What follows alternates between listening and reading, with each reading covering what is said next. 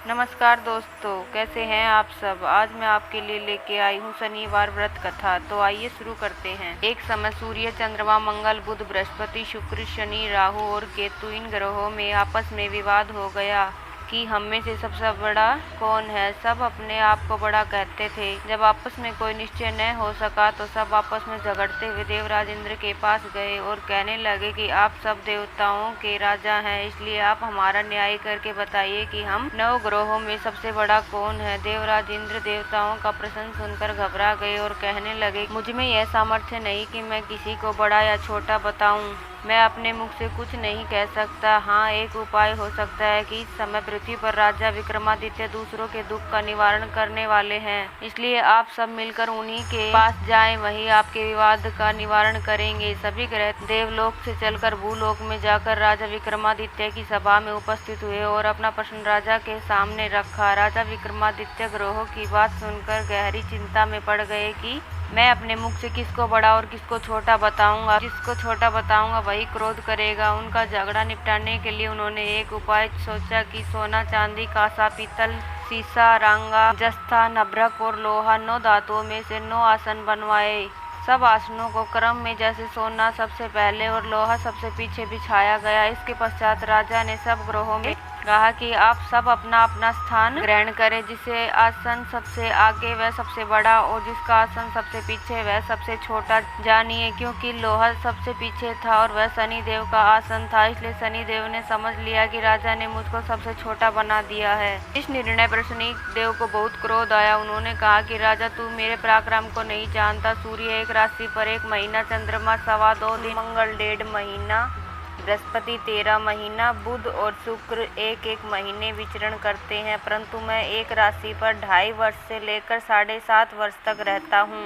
मैंने भीषण दुख दिया है। राजन सुनो, श्री रामचंद्र जी को 7.5 आई और उन्हें वनवास हो गया। रावण पर आई तो राम ने वानरों की सेना लेकर लंका पर चढ़ाई कर दी और रावण के कुल का नाश कर दिया। हे राजन, अब तू सावधान रहना। राजा विक्रमादित्य ने कहा, जो कुछ भाग्य में होगा देखा जाएगा। इसके बाद अन्य ग्रह तो प्रसन्नता के साथ अपने अपने स्थान पर चले गए, परंतु शनिदेव क्रोध के साथ वहां से सिधारे। कुछ समय व्यतीत होने पर जब राजा विक्रमादित्य को 7.5 की दशा आई तो शनिदेव घोड़ों का सौदागर बनकर अनेक सुंदर घोड़े के सहित राजा विक्रमादित्य की राजधानी में आए।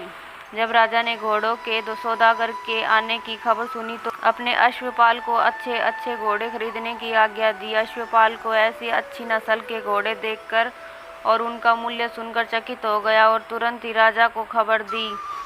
राजा विक्रमादित्य उन घोड़ों को देखकर और एक अच्छा सा घोड़ा चुनकर सवारी के लिए उस पर चढ़े। राजा के पीठ पर चढ़ते ही घोड़ा तेजी से भागा। घोड़ा बहुत ही दूर एक घने जंगल में जाकर राजा को छोड़कर अंतर्ध्यान हो गया। जिसके बाद राजा विक्रमादित्य अकेला जंगल में भटकता फिरता रहा। भूख प्यास से दुखी राजा के भटकते भटकते एक ग्वाले को देखा। ग्वाले ने राजा को प्यास से व्याकुल देखकर पानी पिलाया। राजा की अंगुली में एक अंगूठी थी, वह अंगूठी उसने निकालकर प्रसन्नता के साथ ग्वाले को दे दी और स्वयं शहर की ओर चल दिया। राजा शहर में पहुंचकर एक सेठ की दुकान पर जाकर बैठ गया और अपने आप को उज्जैन का रहने वाला तथा नाम का विक्का बतलाया। सेठ ने उसके एक कुलीन मनुष्य समझकर जल आदि पिलाया। भाग्यवश उस दिन सेठ की दुकान पर बहुत अधिक बिक्री हुई। जब सेठ उसको भाग्यवान पुरुष समझकर भोजन कराने के लिए अपने साथ अपने घर ले गया। भोजन करते समय राजा विक्रमादित्य ने एक आश्चर्यजनक घटना देखी। जिस खूंटी पर हार लटक रहा था वह खूंटी उस हार को निगल रही थी। भोजन के पश्चात जब सेठ कमरे में आया तो कमरे में हार नहीं मिला। ये निश्चय किया कि सिवाय विक्का के और कोई इस कमरे में नहीं आया, अतः अवश्य ही उसी ने हार चोरी किया है। परंतु विक्का ने हार लेने से इनकार कर दिया। इस पर 5-7 आदमी उनको पकड़कर नगर फौजदार के पास ले गए। फौजदार ने उनके राजा के सामने उपस्थित कर दिया और कहा कि यह आदमी भला प्रतीत होता है और चोर मालूम नहीं होता, परंतु सेठ का कहना है कि इसके सिवाय और कोई घर में नहीं आया, इसलिए अवश्य ही इसी ने चोरी की है। राजा ने आज्ञा दी कि उसके हाथ पैर काट कर चोरगिया किया जाए। राजा की आज्ञा का पालन तुरंत किया गया और विक्का के हाथ पैर काट दिए गए। कुछ काल व्यतीत होने पर एक तेली उसके अपने घर ले गया और उसको कोल्हू पर बिठा दिया। विक्का उस पर बैठा हुआ अपनी जबान से बैल हाँकता रहा। इस काल में राजा की शनि की दशा समाप्त हो गई। वर्षा ऋतु के समय वह मल्हार राग गाने लगा। वह राग सुनकर उस शहर के राजा की कन्या मनभावनी उस राग पर मोहित हो गई। राजकन्या ने राग गाने वाली की खबर लाने के लिए अपनी दासी को भेजा। दासी सारे शहर में घूमती रही। जब वह तेली के घर के निकट से निकली तब क्या देखती है कि तेली के घर में चोरगिया राग गा रहा है। दासी ने लौटकर राजकुमारी को सब वृत्तांत सुना दिया। बस उसी क्षण राजकुमारी मनभावनी ने अपना मन में यह प्रण कर लिया, चाहे कुछ भी हो मुझे उस चोरगिया के साथ ही विवाह करना है। प्रातःकाल होते ही जब दासी ने राजकुमारी मनभावनी को जगाना चाहा तो राजकुमारी अनशन व्रत लेकर पड़ी रही। दासी ने रानी के पास जाकर राजकुमारी के न उठने का वृत्तांत कहा। रानी ने वहां आकर राजकुमारी को जगाया और उसके दुख का कारण पूछा। राजकुमारी ने कहा कि माताजी, मैं यह प्रण कर लिया कि तेली के घर में जो चोरगिया है उसी के साथ विवाह करूंगी। माता ने कहा, पगली तू यह क्या कह रही है, तुझे किसी देश के राजा के साथ विवाह किया जाएगा। कन्या कहने लगी कि माताजी, मैं अपना प्रण कभी नहीं तोड़ूंगी। माता ने चिंतित होकर यह बात महाराज को बताई। महाराज ने भी आकर उसे समझाया कि मैं अभी देश देशांतर में अपने दूत भेजकर सुयोग्य रूपवान में बड़े बड़े घृणी राजकुमार के साथ तुम्हारा विवाह करूंगा। ऐसी बात तुम्हें कभी नहीं विचारनी चाहिए। परंतु राजकुमारी ने कहा, पिताजी, मैं अपने प्राण त्याग दूंगी परंतु किसी दूसरे से विवाह नहीं करूंगी। यह सुनकर राजा ने क्रोध से कहा, यदि तेरे भाग्य में ऐसा ही लिखा है तो जैसी तेरी इच्छा हो वैसा ही कर। राजा ने तेली को बुलाकर कहा कि तेरे घर में जो चोरगिया उसके साथ मैं अपनी कन्या का विवाह करना चाहता हूँ। तेली ने कहा, महाराज, यह कैसे हो सकता है? कहाँ आप हमारे राजा और कहाँ मैं एक नीच तेली। राजा ने कहा कि भाग्य के लिखे को कोई टाल नहीं सकता, अपने घर जाकर विवाह की तैयारी करो। राजा ने सारी तैयारी कर कुमारी का विवाह चोरगिया के साथ कर दिया। रात्रि को जब विक्रमादित्य और राजकुमारी महल में सोए तो आधी रात के समय शनिदेव ने विक्रमादित्य को स्वप्न में आकर कहा कि राजा, कहो मुझको छोटा बतलाकर तुमने कितना दुख उठाया। राजा ने शनिदेव से क्षमा मांगी। शनिदेव ने राजा को क्षमा कर दिया और प्रसन्न होकर विक्रमादित्य को हाथ पैर दिए। तब राजा विक्रमादित्य ने शनिदेव से प्रार्थना की, महाराज, मेरी प्रार्थना स्वीकार करो। जैसा दुख आपने मुझे दिया है ऐसा और किसी को न दे। शनिदेव ने कहा, तुम्हारी यह प्रार्थना स्वीकार है। जो मनुष्य मेरी कथा सुनेगा या कहेगा उसको मेरी दशा में किसी प्रकार का दुख नहीं होगा, और जो नित्य ही मेरा ध्यान करेगा या चींटियों को आटा डालेगा उसके सब मनोरथ पूर्ण हो गए। इतना कहकर शनिदेव अपने धाम को चले गए। जब राजकुमारी मनभावनी की आँख खुली और उसने चोरगिया को हाथ पांव सहित देखा तो आश्चर्यचकित हो गया। उसको देखकर राजा विक्रमादित्य ने अपना समस्त हाल कहा कि मैं उज्जैन का राजा विक्रमादित्य हूँ। यह घटना सुनकर राजकुमारी अत्यंत प्रसन्न हुई।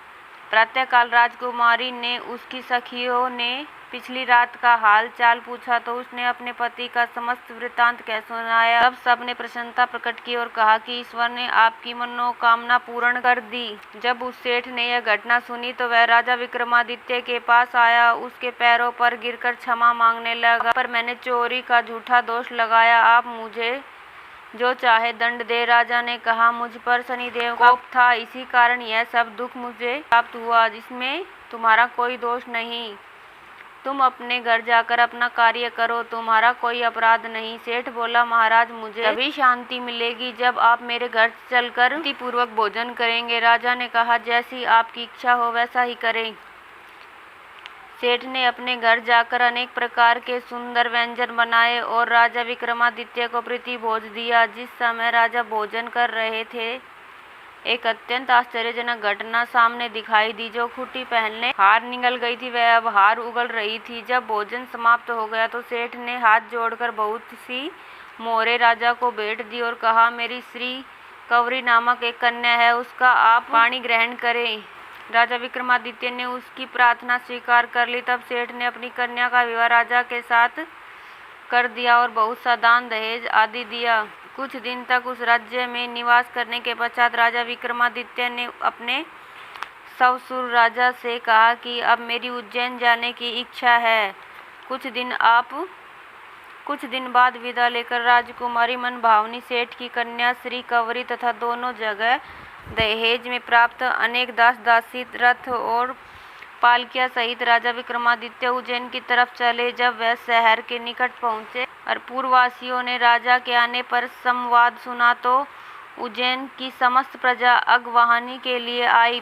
प्रसन्नता से राजा अपने महल में पधारे। सारे नगर में भारी उत्सव मनाया गया और रात्रि को दीपमाला की गई। दूसरे दिन राजा ने अपने पूरे राज्य में यह घोषणा करवाई, शनि देवता सब ग्रहों में सर्वोपरि हैं। मैंने इनको छोटा बतलाया, इसी से मुझको यह दुख प्राप्त हुआ। इस प्रकार सारे राज्य में शनि देव की पूजा और कथा होने लगी। राजा और प्रजा अनेक प्रकार के सुख भोगती रही। जो कोई शनि देव की इस कथा को पढ़ता या सुनता है, शनि देव की कृपा से उसके सब दुख दूर हो जाते हैं। इस व्रत के दिन शनि देव की कथा को अवश्य पढ़ना चाहिए। बोलो शनि देव की जय। दोस्तों, अगर आपको मेरी ये कहानी अच्छी लगी हो तो वीडियो को लाइक करें, चैनल को सब्सक्राइब करें और अगली कहानी आपको कौन सी चाहिए ये भी कमेंट में लिखकर ज़रूर बताइए। धन्यवाद दोस्तों।